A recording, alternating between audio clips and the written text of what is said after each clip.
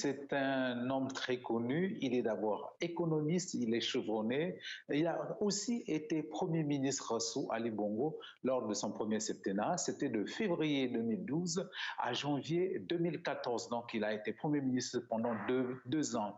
Les fonctionnaires gabonais lui doivent la régularisation de leur situation administrative. C'est un peu difficile à comprendre pour ceux qui ne sont pas gabonais. C'est que pendant beaucoup d'années, les fonctionnaires gabonais n'avaient pas d'avancement, n'avaient pas de reclassement et ils cumulaient beaucoup de primes impayées. Et sous l'ancien Premier ministre Raymond Dansima, tout ça avait été réglé et ça, c'est le point fort de sa personnalité politique.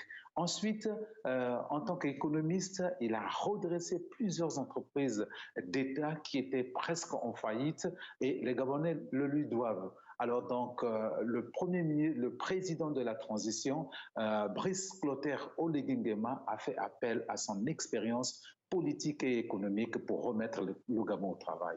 Yves-Laurent Goma, vous nous confirmez juste qu'il était bien candidat à cette présidentielle, hein?